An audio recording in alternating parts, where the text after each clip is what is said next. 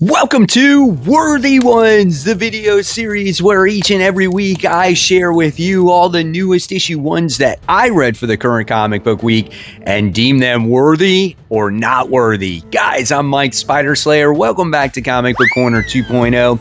If you love daily comic book content, you like me helping you make decisions of what comic books to buy, you came to the right place. Hit that subscribe button. So this week, guys, is a pretty solid week when it comes to big time titles coming out. I didn't get 7 issue ones this week, so we will be covering a number 2. And yes, we will be covering that all highly anticipated Absolute Batman issue 15 this week. So buckle in, get ready, and let's enjoy the show. Shiver Suspense Stories issue 1 from Oni Press, EC Comics. This one is 56 pages for the price of $9. This is a horror anthology comic, and it has to deal with the holidays. Now, I did read this last year, and listen, I have told you in the past, I'm not a big fan of anthology books, but if the stories have room to breathe and there's enough pages within those small stories, then it could be worth the pickup here. You got many different writers, obviously different artists because it's an anthology book, and the different stories that this book had to offer actually was pretty solid, I'm not going to lie. And I do appreciate the first story that opens up here about a boy that celebrates Hanukkah. He's Jewish. He wears a yarmulke on his head, and kids make fun of him because of his religion, right? And mysteriously during Hanukkah, there's these crazy gifts that show up to get revenge on his classmates. But then the story turns out to be a very positive story, and I actually like that. Then there was a second story about a slasher guy who has to deal with like mistletoe, which was pretty interesting. One of the creepiest stories in this book had to deal with this lady that lives in this apartment building, and all these neighbors of hers don't show her respect. She makes cookies for them, and that takes a very horrific turn as well. And then there's another story about this mall Santa and this creepy little girl. So at the end of the day, I thought this book was actually worthy. Yeah, I mean, like I said, I'm not a big anthology guy, but within the pages of this comic book, it had enough pages to tell its own individual story. Now, do I agree with the price point on this comic? Not for 56 pages, $9. No, I probably don't. But nevertheless, it was an entertaining read. So if you like horror stories, if you love anthologies, this might be one for you. So at the end of the day, I want to give this one a solid B. It was very entertaining, and every story was very engaging and had me at the edge of my seat. The End 2099 issue 1. How many of you guys, by the raise of hands out there, were highly anticipating this Marvel comic this week? Did this get left in the dust because of Absolute Batman and some other titles? 32 pages, $5. I feel like this was supposed to be a title that was supposed to be this huge release, and I don't know if it even was a drop in the bucket. Steve Orlando is the writer here. Abraham Robertson does the artwork. So here is the interior art in this comic book. It doesn't look too bad, right? We got this like nullified version of Galactus here, and it looks like he's hungers to destroy planets, obviously. And there was this deal made with Mephisto from this version of Silver Surfer saying, hey, listen, this Galactus guy who's like Null and a symbiote, whatever it is going to destroy us all. And he's eating all of your souls. And Mephisto says, you know what? You make a great point. Those are all my souls. So we need to come up with a deal or somehow come up with a plan to stop this version of Galactus. Thus, behold the appearance of the 2099 characters. And so the nullified Galactus comes around and says, well, I'm going to choose my team. And then he has his team. So it looks like these two groups of characters are going to battle it out against each other. And then a particular character makes his appearance at the end. And if you see on the cover, you know who that character is. So at the end of the day, I felt that this book was kind of worthy. I think it gives me enough to continue to see where it goes. And it's kind of funny. The comic shop manager, Jay, said, Mike, on your episode of Worthy Ones, I think you're going to probably give it a C+. He's like, it's okay. And so my grade on this is actually a C-. There was a lot of just like standing around and setting up and negotiating. And I just feel like the plot is a little bit weak. You know, it's like, okay, so what's going to happen? Like these two groups of characters are going to fight it out for the battle of the universe. Like, what is Spider-Man 3099 going to have for its readers? I don't know, man. It didn't really move the needle for me. It really is, why does this Spider-Man 399 character exist, I guess, right? So, yeah, we'll see what happens with it. I want to know in the comments below, what did you guys think of this book, if you even actually picked it up? Now, originally, I wasn't going to pick this book up, but since I didn't have very many issue ones, I decided to pick it up because I wasn't really into this when I was younger. And this is Images Comics or Top Cow Productions, The Darkness. This is issue 1. It's a 48-page comic for the price of $5. It's written by Mark Silvestri and the art is done by Ed Beanies. I don't know if I said that correctly. The one thing for sure that this book has got going for it is the beautiful artwork. I think the characters and the dark and grittiness of the comic book is really well done. Here, I'll see if I can get to some pages that have some action in it, like this. This looks really good. Yeah, so as I'm looking at this book, it's one of the more prettier books to look at, and so you can appreciate the artwork for sure. Now, the other good thing that's going for this book is it is a 48-page comic, and you're paying $5 for it. So you're getting your money's worth out of it as well. And it's not all just visual. It's a pretty solid story as well. And so you learn about this character by the name of Jackie. And he was raised in, I guess, the church or whatever it was. And then he wound up getting adopted by this like gang family. And he grew up as a gangster, right? And he has this crazy life, like dealing with, you know, all of the other mobs, and he loves his fair share of ladies. When he was younger, he kind of had this thing, his childhood friend by the name of Jenny, and they still keep in touch, right? And again, it's such a gorgeous looking book. And as you continue to read through this, we see Jackie here go through this thing, this situation where he's becoming this creature, right? And now, while he's going through this rebirth, we learn that there's this angel group called the Angelus, I think that's how you call them, trying to stop him before he goes through this rebirth. And now that he is this creature, it looks like there's going to be this war between him and these angels and all this other stuff. And then you got the gang stuff going on. You know what? This book was actually really worthy. It surprised me. I'm not going to lie. I did not think I was going to like this because I never really read the 90s property. And I thought this told a really good story of the main character. Now, there is a lot here to digest. So if you have not read your comic books yet this week, I would say put this one off to the side.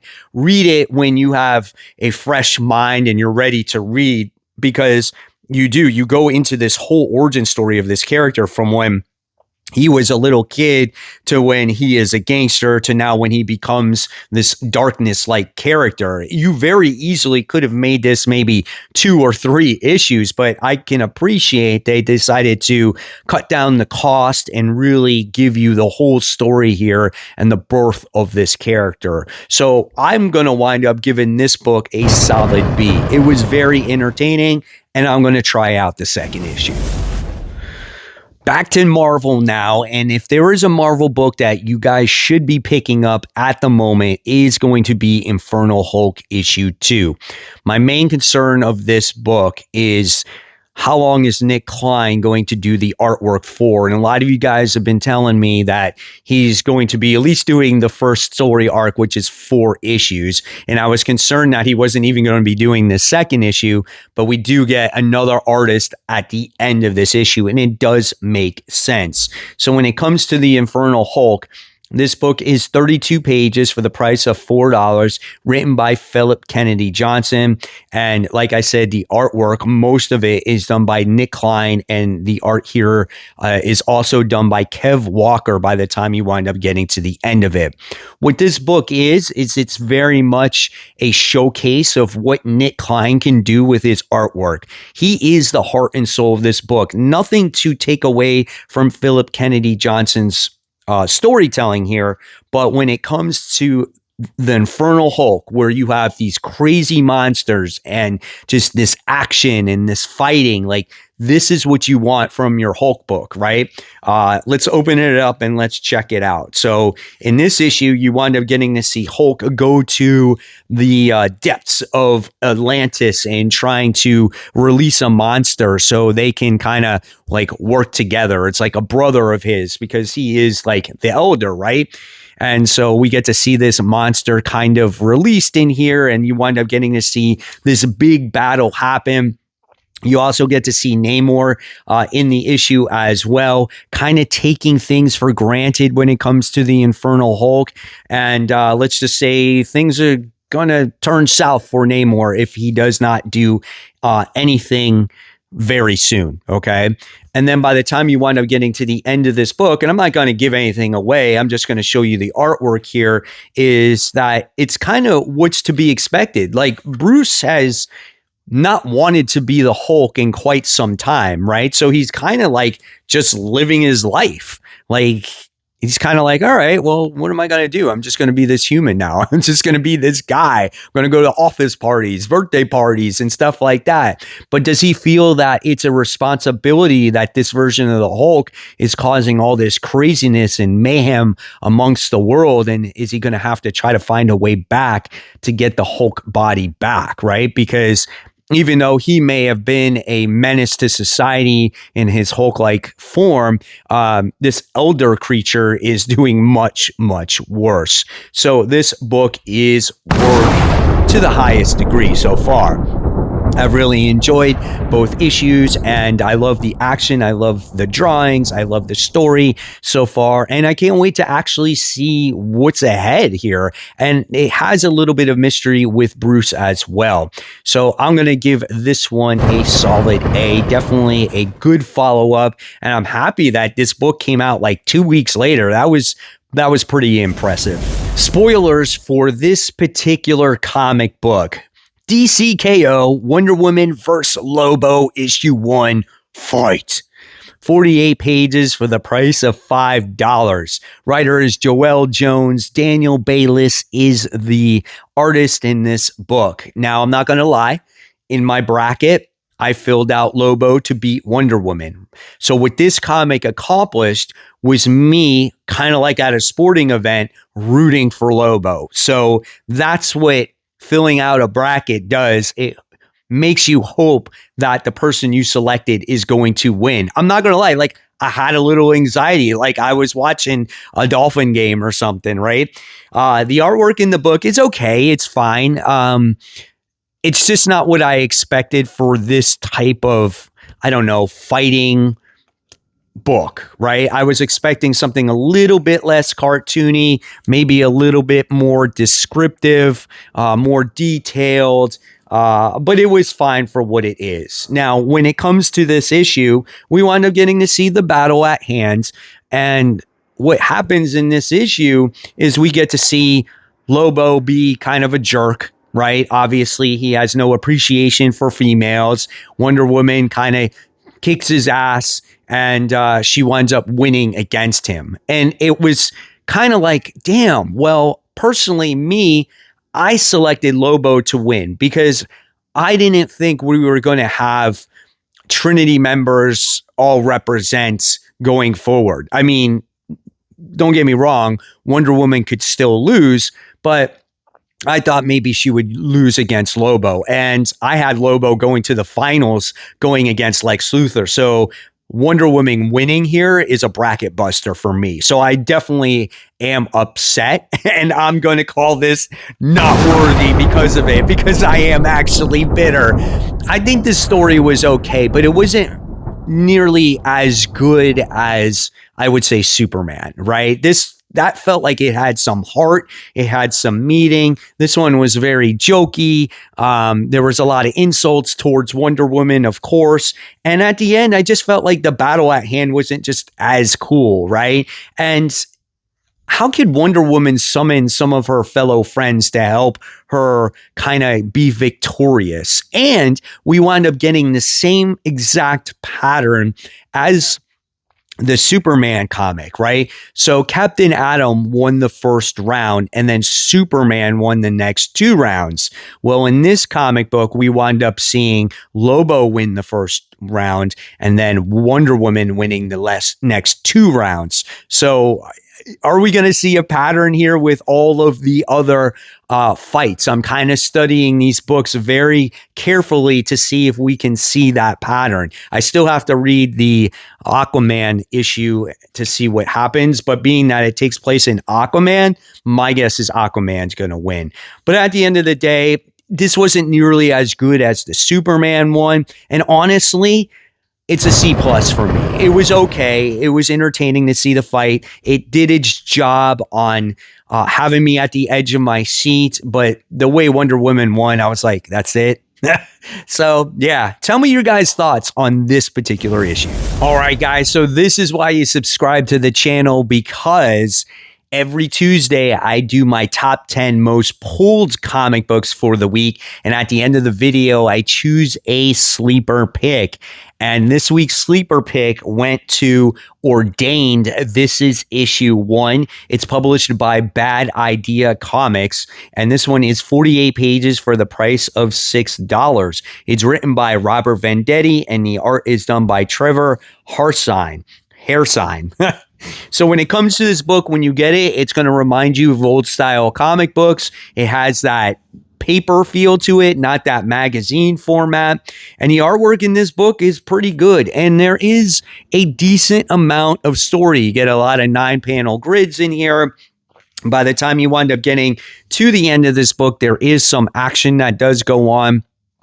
And there's certain elements in this book that kind of remind me of like Andrea Sorrentino's art when, we're in this fight and certain things happen, and then you highlight the box and you get to see that particular space right there. So I love the panel work in the comic as well. So what is this comic about? So from what I heard, this has obviously already been picked up for a movie, which is crazy because the first issue hasn't even just was released yesterday. But nevertheless, you learn about this priest, and this priest, you get to see him do his everyday duties. He works at the church. He goes to this hospital by the name of Mercy Hospital.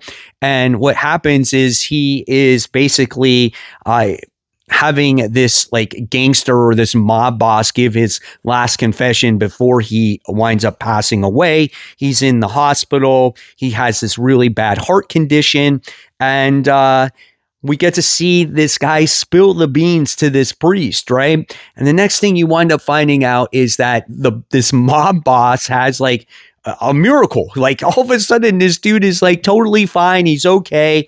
And all of a sudden he gives the order and he says, kill the priest.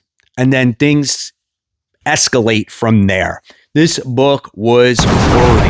Yeah, really good book. Really cool story.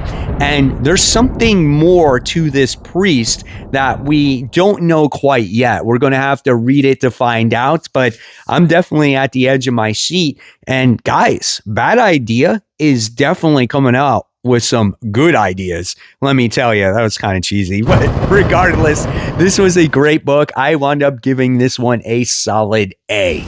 So of course, guys, this is a new issue 1 show, but when there's not a lot of issue 1s that are released for a comic book week, I usually talk about issue 2s or maybe a first release of a character or a new story arc. And today we're talking about the highly anticipated Absolute Batman issue 15. Yes, this book could not be wait to discuss on After the Poll, which takes place on Mondays. This one is 32 pages for the price of $5. This is the story about Jack Grimm, the origin story of Scott Snyder's version of the Joker.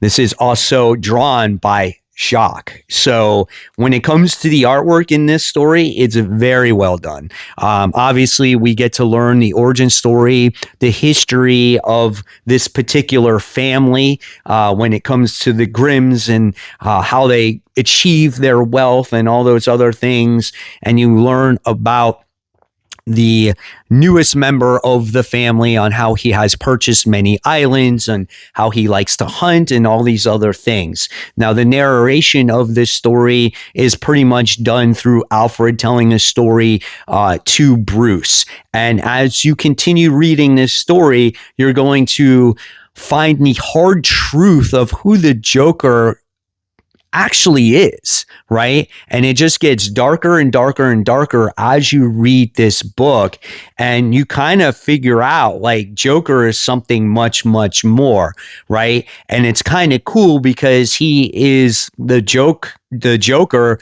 that doesn't laugh, but he still has kind of like that scary clown persona. It was such an interesting and unique read, and I love this version of the Joker, which makes this book absolutely worthy. I don't want to give too much away. I want you guys to kind of get that full experience when it comes to this book if you haven't gotten your books read yet, or if you haven't read this book yet, but it was so well done. The only thing I could see people kind of be disappointed about is, oh my God, we didn't get a fight between Batman and Joker. I could see maybe people being upset, or maybe it just not having any action because this is an origin story. But besides that, I mean, it's a really, really good origin story. And I like how we don't get a fight between them at all yet. This is going to be a build-up, kind of like how the Bane story was. And I just like how the Absolute Batman story does take its time, right? So yeah, I'm looking forward to future issues with the Joker in it. And I think this is a good book for everybody, right? I think this was a good book for the people that really enjoy Absolute Batman. I think it was a good story. And I also feel like it was a good spec book because a lot of the speculators out there were like, oh yeah, it's Absolute Joker. And so obviously they capitalized and tried to get their copies, you know, because it could be the next big thing, kind of like how Absolute Batman has jumped in price as of late. So we'll see what happens with the story at hand. But when it comes to this story, dude, I gave it an A+. It was such a phenomenal read, and I'm probably going to read it again. All right, guys. So there you have it. There are all my thoughts and opinions on the newest issue 1's Absolute Batman, Infernal Hulk, all that stuff. Let me know if you agree with my thoughts in the comments section below. I will always leave you more content right here. Don't forget to check out Monday's episode of After the Poll, where I cover the rest of the comic books for the current comic book week. And as always, guys, remember, support your local comic shops. Keep buying, keep collecting, but always remember, read your comics so we can have great comic conversation. Guys, thank you so much. I'll see you real soon.